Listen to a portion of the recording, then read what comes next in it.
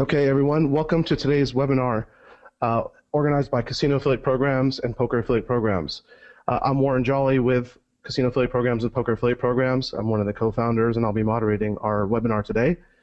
Today, we're going to continue the conversation about the events that have consumed the industry since April 15th, or as we've all come to know it, Black Friday. Today we'll be speaking with 4 of the online poker industry's leading super affiliates to gain insight on the recent events associated with Black Friday, learn some actionable tactics from each industry veteran to help your affiliate business, and discuss what the future holds for poker affiliate marketing, both in and outside the US. Originally we were going to do just the US, but I think it's relevant for our friends outside of the US as well. And I'm pleased that we were able to line up such a great panel for today's webinar, starting out with Dan Fleischman. Dan is the CEO of Victory Poker, who recently just announced that Victory will become an affiliate portal and is in the process of transferring all their players to Cake Poker. Next up, we have Herb Jenkins. Herb is the CMO of 4Cube, the parent company of Poker Affiliate Solutions. With a lifelong passion for poker, Herb has been a poker affiliate executive since 2003. Next up, we have Aaron Gerdes, who's the CSO, the Chief Strategy Officer of Deuces Cracked. He's been building websites since 1996 and is focused on making Deuces Cracked the leading place to learn about and discuss poker on the internet. And finally, we have Jeremy Enke. Jeremy's been involved in the poker affiliate industry since 2002. He's the founder of Poker Affiliate Listings and a regular consultant and speaker within the online poker industry. Gentlemen, thanks again for agreeing to join us today. Let me put our conversation into context for our audience. April 15th, infamous day of Black Friday, authorities shut down U.S. access to the most popular online poker rooms and issued indictments against 11 individuals. Following that, on May 23rd, 10 more domains were seized, along with the unsealing of additional indictments. And finally, affiliate marketers in the U.S. and beyond are still working to understand what this action really means to their businesses. So going back to April 15th, I guess I'd like to throw out my first question to the panel. What were your immediate first thoughts on the day of Black Friday as to where this industry is now headed? Terror at first. It was scary at first. You know, I tell you what, my initial thought was that it was some kind of prank. Yeah, I'm with you on that. I thought immediately, like a buddy of mine texted me and said, hey, I don't know if you saw, but there's DOJ signs up on Absolute Poker and UB, and I thought for sure that like the sites got hacked and it was some sort of prank, but then all of a sudden the other sites started popping up with those, and obviously as the news kind of broke out on 2+2 and across the different spots, I mean, I think we were just all caught off guard, and it was just pretty much like shock and awe that entire day. Yeah, definitely. You know, I mean, if we've been in the industry long enough, we've seen very similar things happen before. And for us, it was just like, oh, kind of here we go again sort of thing. And we really just took a step back and said, let's see how things unfold, get as much information as we can, and start planning for the future. Yeah, at Deuces Cracked, we went into kind of an immediate planning mode to try and figure out what we needed to do. About over 60% of our players are from outside the United States. We knew this would affect them, but about 40% are from inside the U.S., and so we had a lot of concern as to what is their situation to be able to play. So that was the first question for us. Yeah, I waited 24 hours for Victory to decide what's going to happen and see what Full Tilt Stars would do. Once they blocked the U.S., I realized that it's a lot scarier than than the initial reports were, and that's when I decided I was the first one to willingly block the U.S. as well, just because I saw you kind of see the end in the beginning of what's going to happen for the U.S. for now. So I wanted to wait and see how everything unfolded. But I think from the affiliate side, it's also it was also scary because a lot of the affiliates were calling me like, hey, what are we supposed to do? What are we supposed to do? What's going to happen? And so. Okay, great. And I think a lot of us were caught off guard by that, and definitely, Herb, to your point, being in the industry for a long time, this isn't the first time something like this has happened, but I think this is the first time that the severity of actions were taken. So I'll share thoughts amongst us.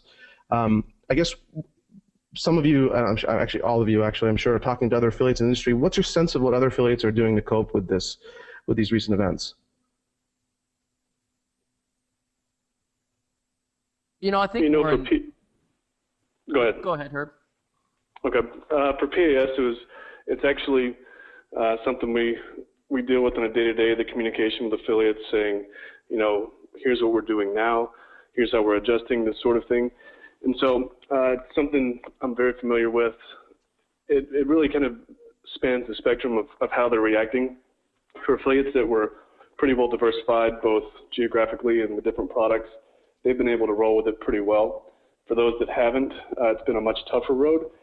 And so you really see, kind of the spectrum of how affiliates are reacting. But, that's something that we definitely noticed early on is it's not all bad for everybody, but it's certainly worse for others. And basically how you can cope with this, it's very telling of how affiliates have diversified themselves within the affiliate space. Yeah, I agree. I think it's a matter of, affiliates, the general sense is just frustration. And for those affiliates that have been around since, back even before UIGEA, it's like, okay, we've already gone through this once. Although this time I would say, and I think most would agree, it's, I would say, exponentially more significant because, as U.S. affiliates, it's easy to go, well, yeah, let's, just diversify and send, start sending players to, UK rooms and getting into those markets. But that's easier said than done when you have a site that's been ranking in Google for, 4, 5, 6 years, and the majority of your traffic is all U.S. traffic. So, but again, I think it's whether it's diversifying inside of, inside of poker or getting into casino products or even just getting out more into the retail space and, diversifying outside of gaming, I think is really what you're seeing a lot of affiliates doing right now. Definitely. Dan? Yes. I think diversification is the big thing, obviously.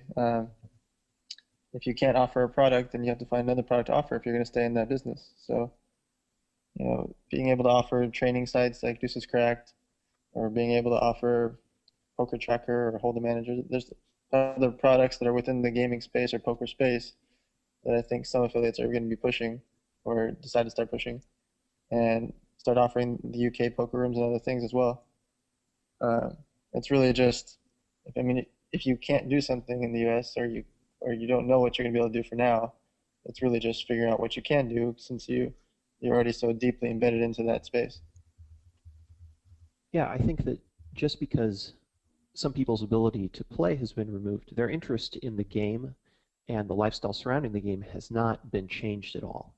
And that actually creates a market opportunity in a couple ways. And Dan talked a little bit about some of the peripheral stuff that goes along with it.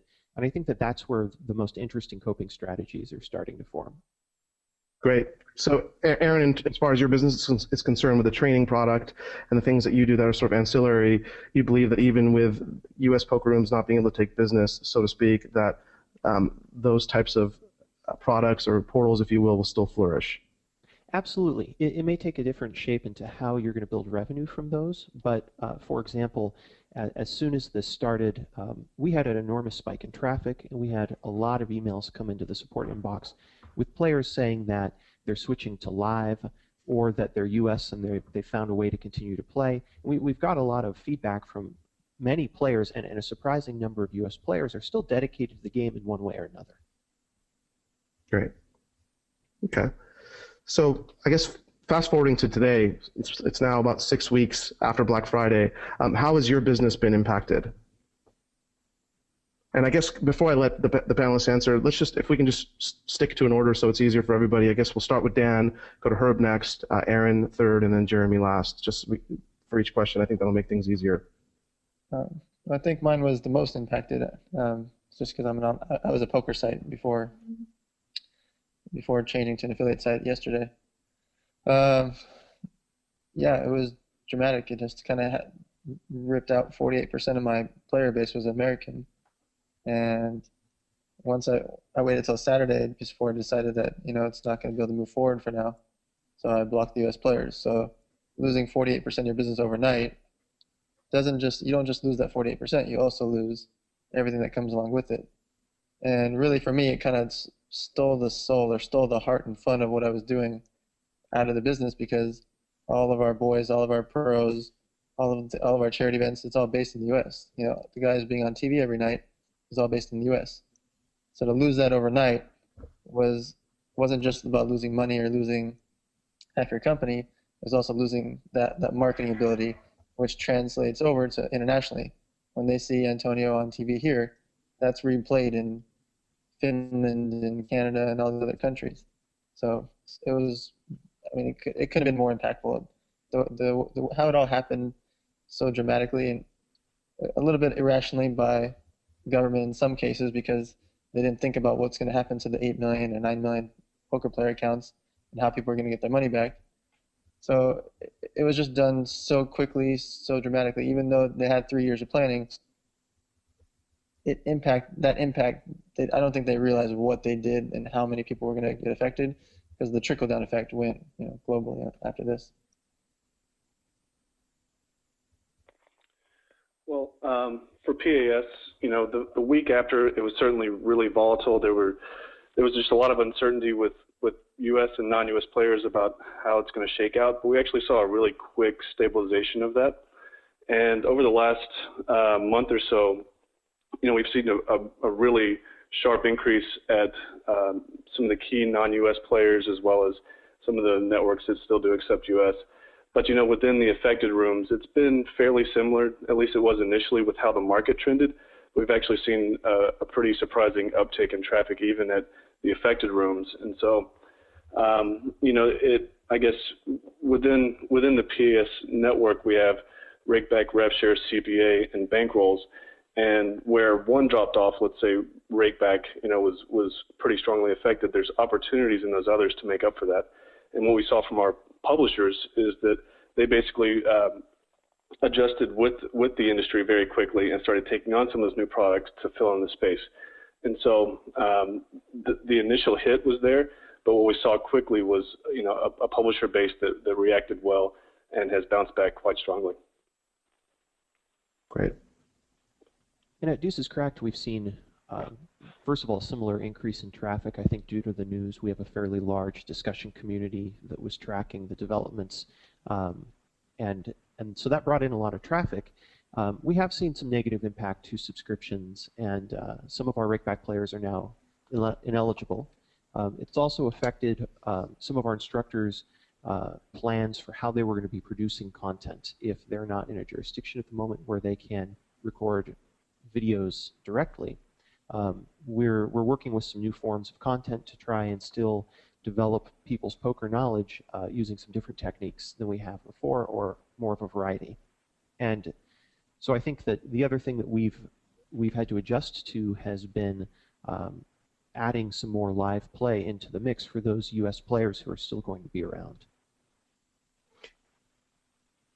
Great. Yeah, I mean, for me personally, I guess I took a pretty big hit because I had a lot of players on Full Tilt and the other 3 rooms there. But, if you look at all the affiliates on Poker Affiliate Listings, it really just depends. I mean, some affiliates were obviously hit harder than others, but, I can tell you there's a lot of affiliates out there that literally have been put out of business by this. And, you can, in retrospect, look and say, well, it's their own fault for not diversifying, blah, blah, blah. But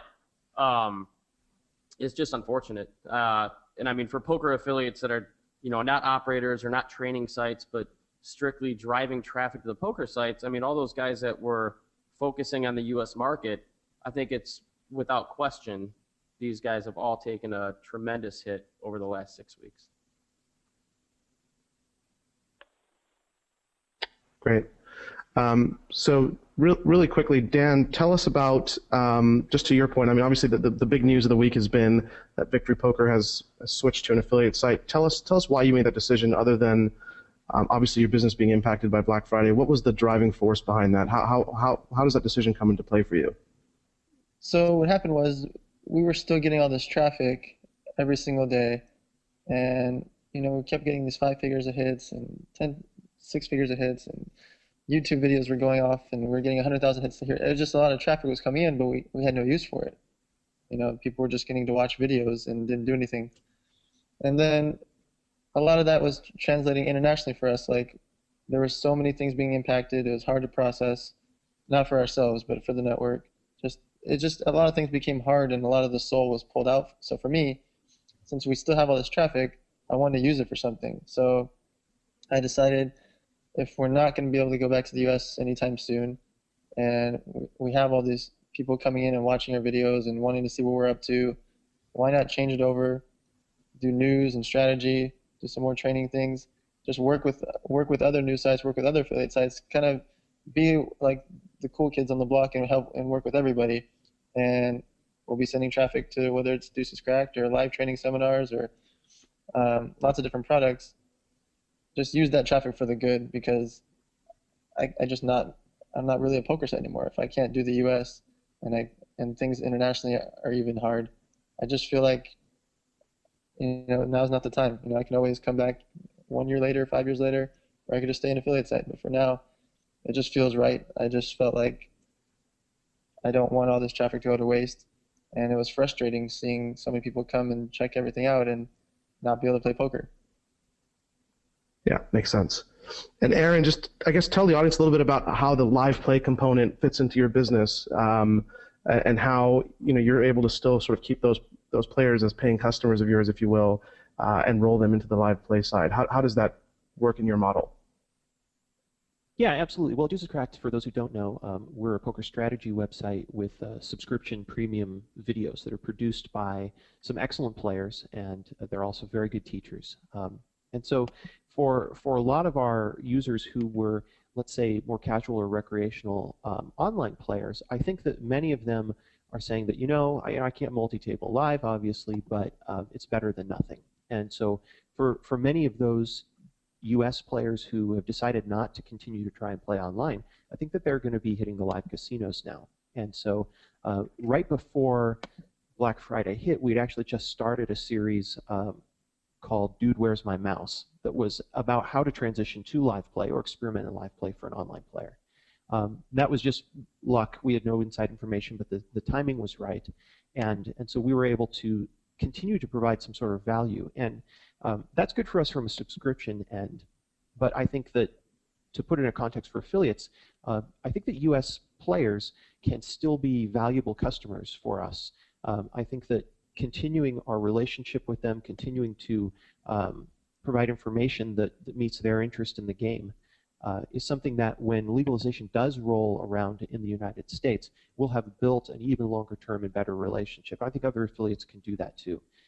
These can be good customers later, and I think that they can be good customers now for things other than depositing money online. Great. And Herb, for PAS, I know a big component of PAS's network is Rakeback. What are your thoughts? I mean, obviously, Merge has just announced that they're going to be stopping Rakeback players.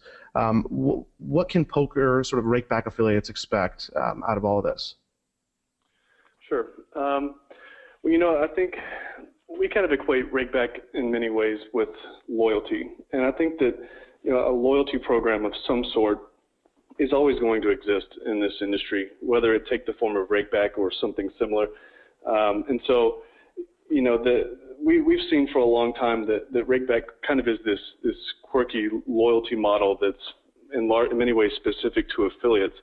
So we obviously haven't had all of our chips in that basket for some time now, because really the industry will probably modify that or even possibly even eliminate it altogether over a long enough time frame. So affiliates really have to be able to adjust to that and say, okay, I don't have Rakeback, but I do have this loyalty program. How could I still engage my customer the same way? How can I still offer them services? What is my value proposition now? These sorts of questions, these are the things that we talk with our publishers on a day-to-day basis. And it's really that sort of interaction, that sort of engagement, really that one, we've seen really help our publishers find new ways to monetize, but also has been a great channel for us to get new ideas for the PAS network as well.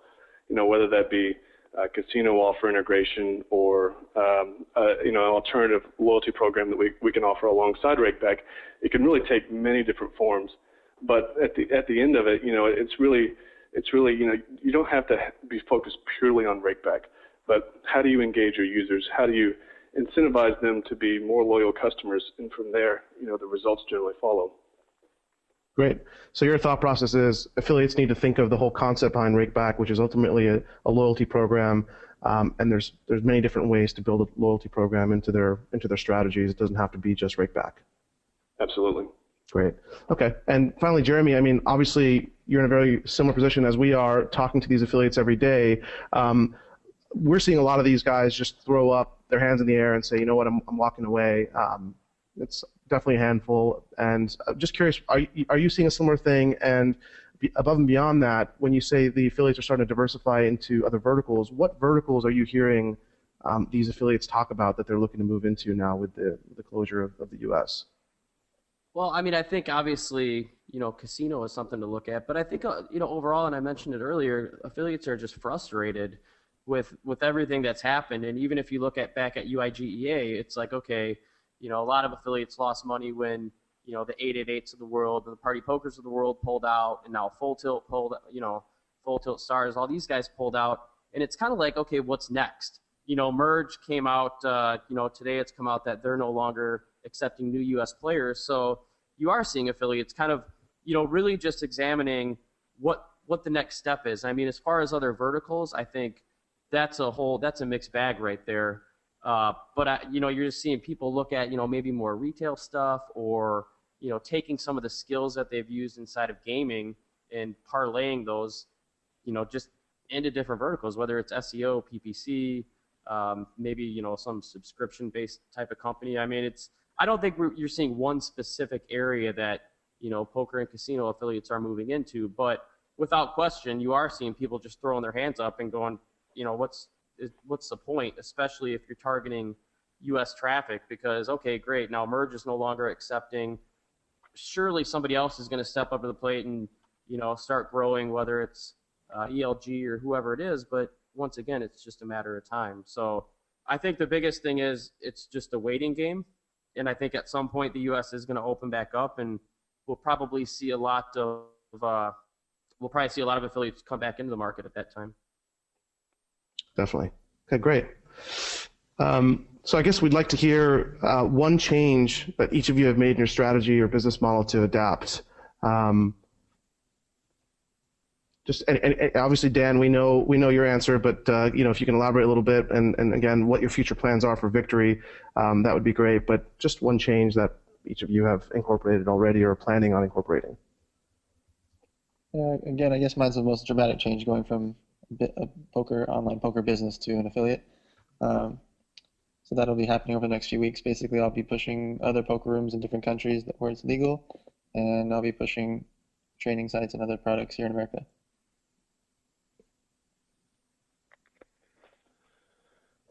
For PAS, we've always had a publisher focus, but what we did is we kind of we modified our strategy there a little bit, and we kind of segmented our publishers into two main groups.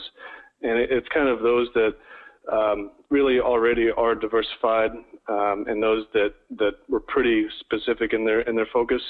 And for those that already were diversified, we have a great kind of partnership type of relationship where we bounce ideas off of each other, and we just work closely with them to continue to enable them to meet the market changes and capitalize on the opportunities available to them. For those that were, I would say, non-diversified, we're really being aggressive with them, saying, here's how we can accelerate your diversification, whether that be through new products within different targeted markets globally that they want to consider, or even just, even different industries just completely outside of gaming.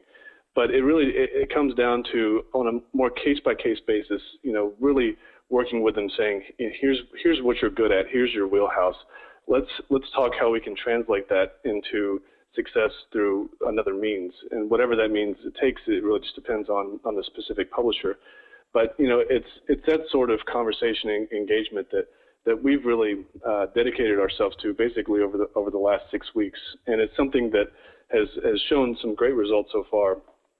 But it was that basic segmentation, and then really setting the stage for the conversation from there is here's how we can move forward together.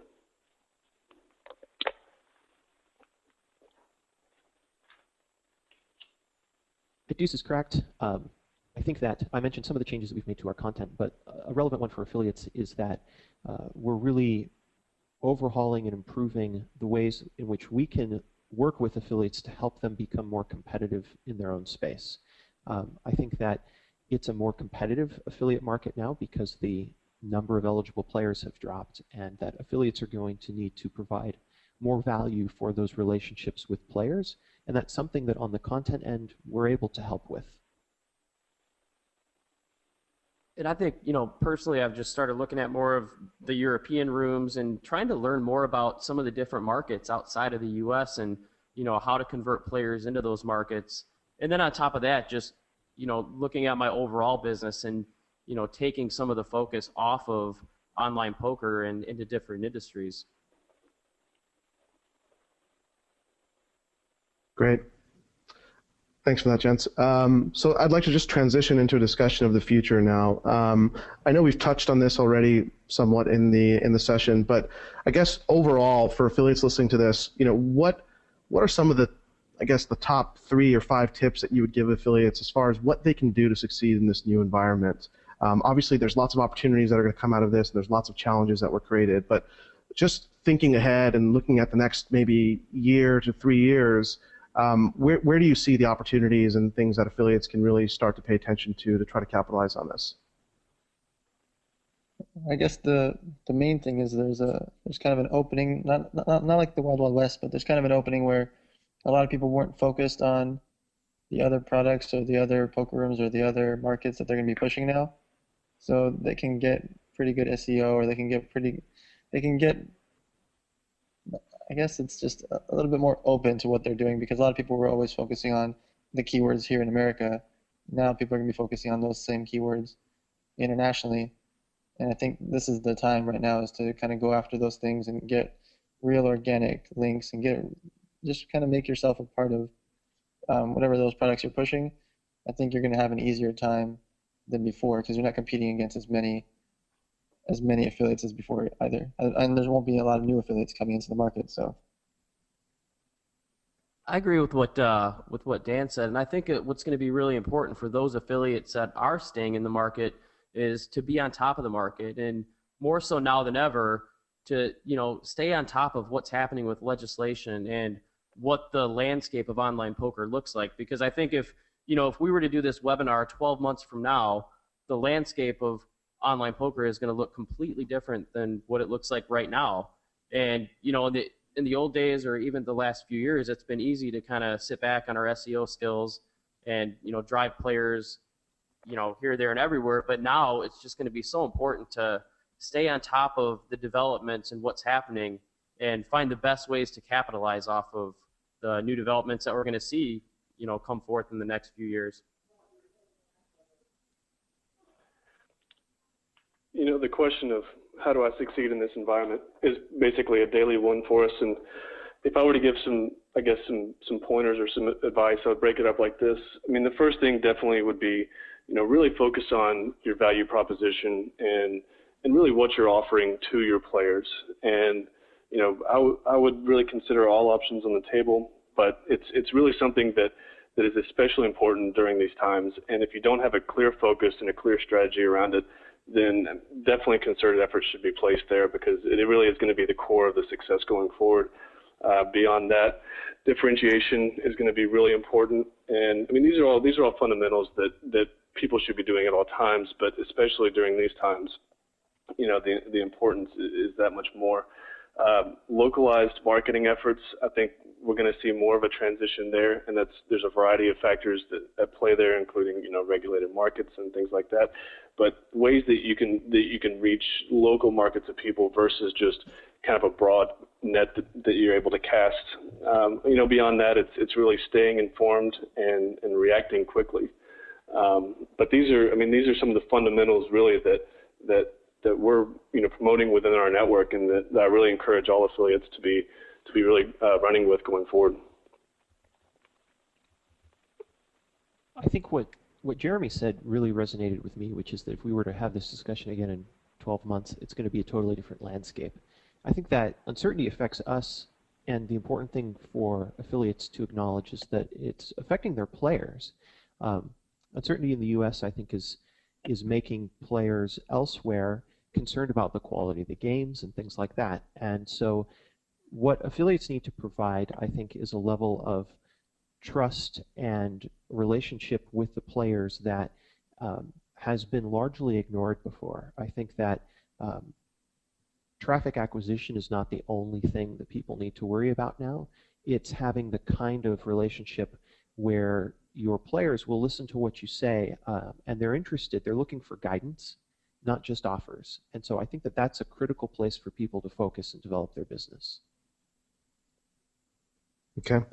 And some of you have pieces of your business that are non-U.S. Obviously, with these indictments against the 3 major rooms, even international players are somewhat skittish about keeping their funds at these rooms. So my question for the panel is, for non-U.S. poker affiliates that are either primarily outside of the U.S. or don't market to the U.S. at all, what do you see as kind of the opportunity for them, taking into consideration what I said earlier about these players and this liquidity out there that might be looking for a new place to play? How do you think the non-U.S. affiliates will be capitalizing from this?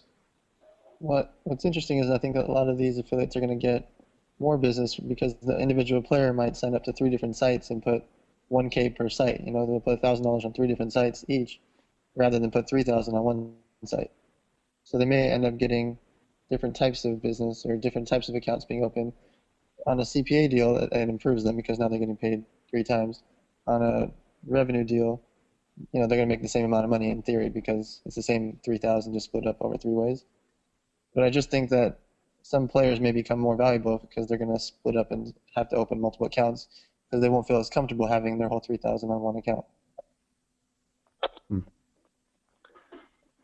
I think it really gets back to what Aaron was saying just a minute ago, is if these non-U.S. affiliates are able to really be that kind of trusted resource for the players that they're signing up, then there's a tremendous opportunity for them to really be the go-to if their players have questions. Should I sign up at Full Tilt, or would I be better off at Party Poker? These sorts of questions.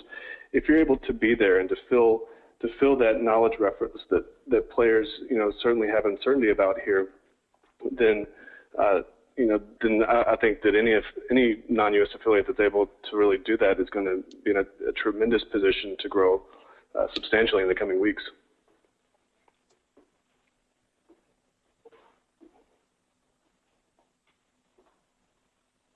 I think that to frame it only as an opportunity for non-U.S. affiliates is kind of it's not completely accurate, because I think that U.S. affiliates can still work with players elsewhere. They can still work with players outside the U.S. And I think that it might require some additional work to learn a new market.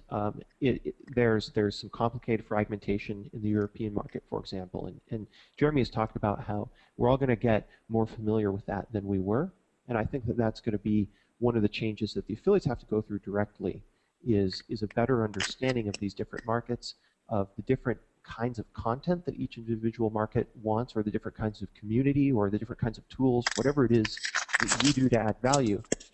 Those things, I think, are going to need to be localized better, and that's, I think, an important factor for new affiliates. Yeah, I mean, I believe from the standpoint of non-U.S. affiliates, the biggest benefit they're going to see is less competition in the market, because even the affiliates that have been focused on the U.S., nonetheless, they still rank for different terms in the UK, and a lot of these guys that are just going to throw their hands up and leave the market, well, obviously the non-U.S. affiliates are going to benefit from that. And from the U.S. standpoint, Aaron's right. Guys are going to have to figure out how to get into different markets, and I think for U.S. affiliates that have kind of thought about doing translation but have put it off, I mean, that's really one of the best ways, in my opinion, right now to get out into some different markets is, say you got a site with 500 pages of content that's always ranked good in the U.S. I mean, there's never been a better time to take some of that great content and simply have it professionally translated. Okay. And similar to, I guess many of us were in the industry back in 2006 when UIGA was passed. I mean, obviously at the time, Party Poker by far was the biggest poker room in the world, and pretty much instantly, Stars, after UIGA was passed, Stars took that crown over, I think, in a matter of months, if not sooner. So my question to the panel is, similar to 2006, do you believe that there will be a new quote-unquote Stars in town for U.S. players? Obviously, U.S. players are going to continue to play, and they've proven that. But what do you think will happen, and what do you think the U.S. affiliates should be keeping their eyes out for in this regard? Is the question if there's going to be a new star in America? If there's going to be a new Stars or a new Tilt taking this business, this so to speak, going after the land grab of players that can no longer play at these big rooms, just as similar to what happened in 2006 with Party leaving. Yeah, I think that will happen, but it won't be now or anytime soon. I think it's when it becomes regulated that'll happen, and I think it's going to be a Harrah's, a Zynga, or a Party Poker themselves. I don't think that anybody's going to come out and become a superstar right now. And if they do, it's going to be hard for them not to be chased after or criticized or worried about the DOJ. I just think it's too hard to happen right now in America. Otherwise, I would have done it. I would have pushed it and kept doing all the TV things myself. I just don't think that with the way the processing's working in America and how hard it is and how high the fees are for everybody, and with the way that even with that whole Linwood processing, the 2 years of there's just so many things that are in the background and so many more things coming out. I think it's too scary for America, but I think that when it does get regulated, it's going to be one of the major players like Harrah's or like Zynga or like Party Poker themselves that's going to come in here and really become a major player like Stars did. I agree with you, Dan, because the thing is, right now, look, once this whole Black Friday thing happened, everybody was looking for who's going to be that next big room, and basically what we saw come out was Merge. I mean, all the Merge rooms started taking on all the players and having massive growth, but now, fast forward 6 weeks, and Merge is no longer going to accept U.S. players for the same reason that Bodog and some of these other rooms can't, because it comes down to processing. I mean, you can be the biggest room out there and spend millions of dollars in advertising, drive all the players, but if you can't pay people out or bring money in, well, then what's the point? And that's, I think, the big difference between what's going on today and what happened after UIGEA is because Full Tilt and Stars, they still had all the capabilities in the world to do processing, and with indictments coming down, it's almost impossible to find enough processors that can handle that type of volume that you would need to be the new flagship to U.S. players such as Stars and Tilt were back in 2006. The biggest opportunity I see here, well, and I Danny, completely agree with what Jeremy is saying, is that processing's not getting any easier, and it won't get any easier until some form of regulation happens. So then, the opportunity there that arises is basically, let's say, if a further negative happened to Stars and Full Tilt outside of the U.S., then Party's in a position to really regain, the crown there. But short of that, I think we've seen a stabilization in the market, and really, Stars and Full Tilt, especially Stars, has had a strong non-U.S. focus for the last several years anyways. And so, they weren't in the position really of what Party was back in 2006 of having the majority of their user base be from the U.S. And so, to only have a 25% decline in traffic is really a testament to how strongly they've marketed themselves to the global market. I think that the rest of the panel is probably correct, and that processing is the overriding problem here. If regulation is slow and there continues to be high demand to play online poker, though, I don't think that you can rule out certain technologies like peer-to-peer banking or other ways to handle payments that could make this a reality for some really innovative players.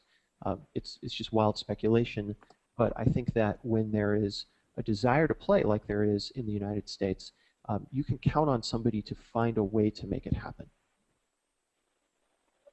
Great. Awesome. Great insight there. So I guess last point on our panel here before we get to questions. If someone wanted to get started in the poker affiliate marketing industry today, what would be your, I guess, one key advice that you would give them from each of the panelists, please? Get a good consultant like I did. Get somebody that's been in the business to really help guide you. Obviously, I'm working with poker affiliate programs, and I've talked to a lot of other affiliates and get their advice because, I've only been an affiliate for 24 hours in theory, and just get somebody to mentor you and read up as much as you can. Go to these webinars, go to conventions, go to the seminars. Just learn as much as you can, because this business it has a lot of factors to it, and there's a lot of little idiosyncrasies you want to learn about. So just research away, Google away, and try to learn from people that have already done what you're trying to do. In terms of what would I tell them, so much of this really depends on perspective. And, the poker affiliate industry has great commission models in comparison to many of the traditional affiliate market spaces. And so while things are not as easy as they used to be in this industry, they're still substantially easier than it is outside of the industry. And so I still see this as a very high opportunity market if somebody's willing to, really dedicate themselves, create something unique, and be willing to really, drive the success that's needed there. And it's a core of it is really building and nurturing relationships, and that can take many different forms. If it's rig-back, then it's a very personal, person-to-person relationship. Whereas if it's more of a CPA level traffic, there's still more room there to build a connection with your users, and that's just a fundamental that I would encourage anybody that's looking to get into the industry to really focus on and consider as they explore their options. I think that was really well said by Herb. This is still a great industry, and I think that there's a huge opportunity here for somebody who can weather a short-term storm and for somebody who can be very adaptable. It's an opportunity because I think that a lot of large players are getting unseated, new agreements are going to be made. I think that this is still one of the industries where hustle can pay off best, and so there's a really good future ahead here, although you have to be able to deal with some short-term uncertainty. So I think that being able to adapt well and being good at relationships are the two critical things that new affiliates need to be considering. Yeah, I agree, and I think a lot of it is, for a new affiliate just starting out, is kind of learn from the other successful affiliates. I mean, if you're just getting into the poker affiliate game, more than likely you're going to try to build a 20-page information site and not really have any specific niche you're targeting or, any specific market, and that's just really not the way to go about it. I mean, know exactly what niche and who you're targeting, and kind of to digress back to what Dan was saying, yeah, I mean, whether it be a consultant or just buddies or other people in the industry, I mean, it's the cool thing about the poker affiliate industry is, although a lot of poker affiliates are competitors, at the same time, everybody's friends and, willing to help each other out because it is such a big market. So, join the forums, go to the shows, listen to webinars like this, and really just, the old adage, man, surround yourself with other successful people. Great. Thanks for that advice. So we're going to now roll into some questions from the audience. And again, I'll just throw these out to the panel and get everyone's feedback. I guess the first question is from the audience: why would anybody want to risk putting money into rooms that are still accepting U.S. players? Isn't it just a matter of time until your money gets locked up there as well? Well, I mean, if your money does get locked up, it's not necessarily going to be gone forever. Like, the PokerStars situation, people got their money back, and we don't know what's going to happen with Full Tilt yet, but there is possibility of money getting locked up, whether it's Merge, Cake, Everleaf, Yahate, whoever's still accepting US.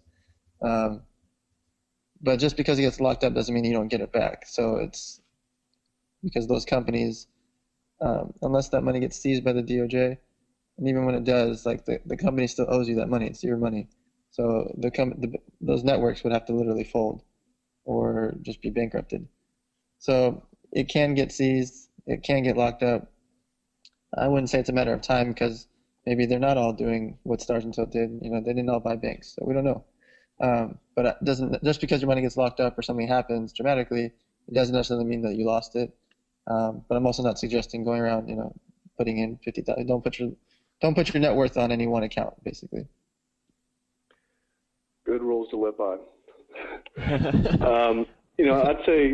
I'd say you really need to use the same sort of judgment that you used before. And history has kind of shown that when funds do get locked up, they generally have gotten released. And now look at NetTeller as an example, and like Dan was saying, PokerStars more recently is starting to really release the funds. But it really, when you see funds get lost, is primarily when a room actually goes under, and that's more of a testament to the rooms that you're putting money on. You should have a degree of confidence that they have a solid business foundation, that they're ethical, and really that they have a good standing in the industry. And while you can't pull back the curtain and see everything about their operations, there's still plenty of information through a variety of different resources online that you can research the poker rooms and to get some sort of degree of comfort that this is something that is reliable and well respected. Absolutely. We're talking about poker players here. They're doing risk evaluations all the time, and there's some risk that your funds get locked up if you're with a room that's doing something wrong or gets in trouble. There's also a risk that you lose it all heads up when you've got a great hand. So this changes the equation for people, I think, but it doesn't mean that there was no risk prior, and there's risk if you take it to a home game. There's risk if you take it to play live. Yeah, I agree with you there, and I think it's just proceed with caution. I mean, I don't think anybody's going to be able to guarantee that your money's not going to get locked up, and if it does get locked up, there's no really guarantee that you're going to get it back, and it's just, I mean, it's pretty much exactly what you said. I mean, if you're going to play online poker, then you know the risks going into it. Okay. Another question. I think, first of all, there's no question between any of us that poker in the U.S. will be legalized, and probably sooner than many have even thought. Do you believe that companies like Harrah's and the big Vegas folks, if you will they still need affiliates? And if so, what do you think affiliates can expect in terms of their revenue models and earning potential from these big land-based guys who will be inevitably online? Yeah, I've always thought it was silly when I saw the articles about people saying, "Oh, they're not going to need affiliates," or like it's kind of like saying like a nightclub like XS Nightclub, right? They do $55 million in sales. Oh, they don't need promoters because they're so busy all the time. Well, why not have promoters? Because if you have those affiliates, if you have those promoters, you just make more money. You have new people coming to your nightclub or new people coming to your poker site. They're spending more money. They're buying more tables or they're depositing more money. Whichever way you look at it, like it's just more money for them. So why not have affiliates? It doesn't hurt them. All it is new players that they wouldn't have gotten that signed up through a different affiliate site. Yeah, I think you'll still see. I mean, I think that's obviously what we probably all believe is going to happen over the next, 12 to 24 months, is that the Vegas casinos are going to get involved. And I think you will see affiliate programs still. However, I think you're going to see a more of a traditional model, such as, the commission junction type model, where I don't know. I would like to, maybe hear Herb's thought on this, because you obviously have more savvy with rakeback. But I mean, would the Vegas casinos come into the game and really even allow rev share or even rakeback? Yep. That's definitely an interesting question, and one we've debated internally here plenty. I do think that as the market does become more regulated in the U.S., you are going to see a shift towards a more traditional affiliate model, which is more CPA heavy for sure.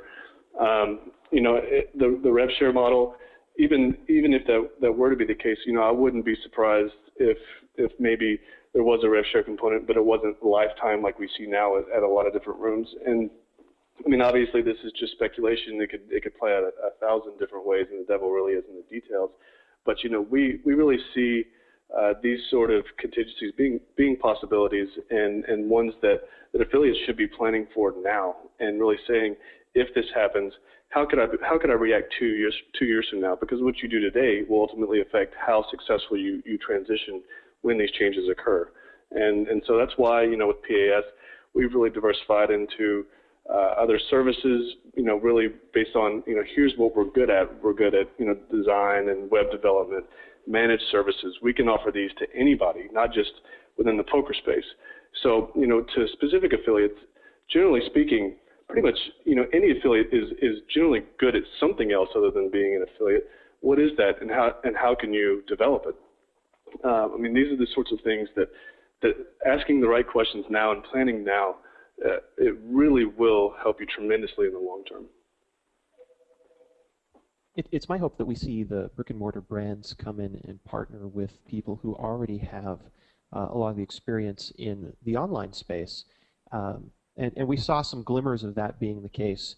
And then I hope what flows from those partnerships is going to be how to properly use the affiliate marketing space in order to acquire players. And I think that part of that is incentivizing the affiliates. And I think that you're going to see some form of that. It could be wildly different than what we have today, but it has served very well in some cases. And so hopefully it's something that they'll continue. Great. And real briefly, another question, I guess, from the audience, what do you think will happen to casino and sports books in the U.S.? Sportsbook has always been illegal, obviously, in the U.S., but they've continued to go, and sports betting has always been a hard thing to talk about just because it's available at land-based casinos, but it's not available online. Casino has always been, I don't know. I feel like casino and sportsbook, it's kind of been that way for many years, and they've never been able to go after them. They still really haven't gone after poker, if you think about it. They're not really going after those kind of cases. They're going after the money processing. It's kind of like the old Al Capone thing. Like they can never get Al Capone for murder, so they went after him for taxes. So they know that poker is, I don't even feel like poker's a gray area. I feel like poker is legal, and it's just they didn't know what to do, so they went after them for the money processing side of things. And similar with casino and sportsbook, unless they can get them for money processing or taxes or things like that, I just feel like their cases aren't as open and shut as they would like them to be, and that they're going to have to find some angle in order for casino and sportsbook to get stopped. Yeah, I feel very similarly to that. It's really, a question of, are casinos and sportsbooks committing bank fraud? Because if they are, then the same thing will definitely happen, sooner or later. But if they're not, if they're I don't know, more wise about how they're approaching the business and addressing the issues at hand, then it really pretty much is in line with what Dan is saying, is that they've been operating this way for many years, and the poker sites themselves, it really came down to bank fraud and errors of judgment in the processing versus offering poker to U.S. players. Well, the other thing is, too, with poker, you look at the rooms that were taken down initially, and they're so high profile. Full Tilt, Poker Stars. You take casinos, and casinos, they're every single pretty much affiliate program out there has 5 or 6 casinos attached to it. So I think it's, from a standpoint, it's going to be a lot harder to go after casinos because there's just so many more of them. And to, take the DOJ, it's pretty easy to go, yep, Poker Stars, Full Tilt, Absolute UB, these guys are, bringing in millions upon millions of dollars, but how do you just look at one casino and know if they have 2 players that are playing at the casino or 100,000? So I think that's casinos, it's going to be a little bit more difficult. So Jeremy, to your point, do you believe it's the DOJ's standpoint stance rather, has been the same as it always has been, where they look at the totem pole and they really just go after the top of the totem pole for kind of easy fish, if you will, just like they did to bet on sports in 2006? Is that kind of your thought process? Oh, yeah, I think so. Obviously, because everybody always asks, like, our affiliate's going to get in trouble, or these small operators, and I guess legally, sure, they could, but when you look at what the DOJ does, it's all about money. It has nothing to do, in my opinion, nothing to do with, we're they're trying to be the moral authority, and it has everything to do with money. So, yeah, that's a tough one. Definitely agree. Okay. I think, Jeremy, this question is for you. you'd mentioned a few times on the webinar that Merge has stopped accepting U.S. players. I don't think they've gone public with that yet, or maybe they have today, but can you just talk about that for a quick second? Is that confirmed that Merge will no longer take U.S. players? Yeah, that is confirmed. Basically, it's from what Merge has come out and said, it's for all the skins on Merge, and it's going to be for a 4 to 6 week period. And whether it's 4 to 6 weeks or it goes longer, we'll see.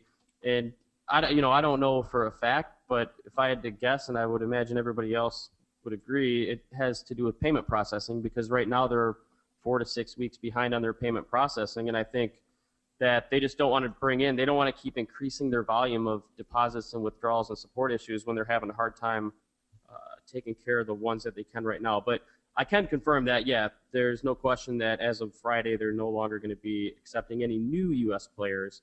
However, for players that are already signed up on, say, Carbon, Lock, any of the other Merge rooms, they'll still be able to deposit, withdraw, and play. Okay, and this will be our last question. One of our audience members is a former marketing rep at Party Gaming and was there during the passage of UIGEA. And his question really, I think, for the panelists is, after UIGEA was passed, Party saw a significant increase in the cost of CPA deals with both the European market, which became more competitive, and in the U.S., where the market shrunk and traffic became a lot more valuable. Are you sort of seeing the same thing happening over the past 6 weeks, where CPA rates are going up on either continent as legalization is in the wings? I'm going to let the other guys answer that since they've been in the business longer. Sure. Sure. We've started to see, 6 weeks isn't too much of a timeline there. We're certainly seeing an increase in aggressive marketing activities from, basically the remaining players in the industry that are wanting to capture the traffic as much as they can from the affected rooms.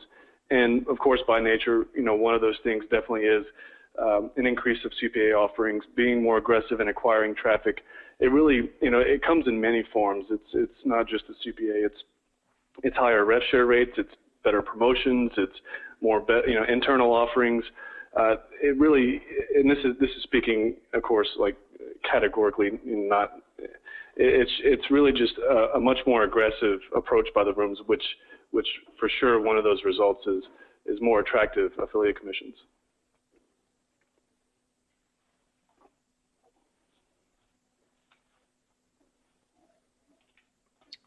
Any other thoughts? Yeah, as far as higher CPA deals, I think all the, even coming back from Dublin and speaking with the UK-facing rooms, I think it's competitive. All those guys are competitive right now to try to capture these affiliates that are out there looking for new rooms to promote, whether it's U.S. traffic or even all their non-U.S. traffic. So I think you will see some higher rates. But with that being said, I don't think you're necessarily going to see the kind of CPA rates we saw back in UIGEA type days. I think if anything else, like Herb mentioned, better promotions and really just adding more value for the affiliates versus just throwing tons of CPA dollars at them.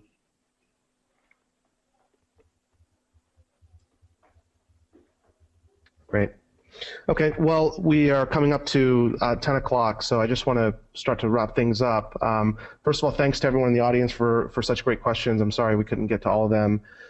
And thank you so much again to the panelists for taking the time to join us today. We really appreciate all your expertise and insight. And we just want to let everybody know this webinar will be recorded and posted on CAP and PAP in the next week or so. In addition, we'll send an email to everyone on today's webinar list to let you know when the webinar is online. Again, thanks for attending. Thanks to our panelists in the audience, and have a great day, everyone. Take care.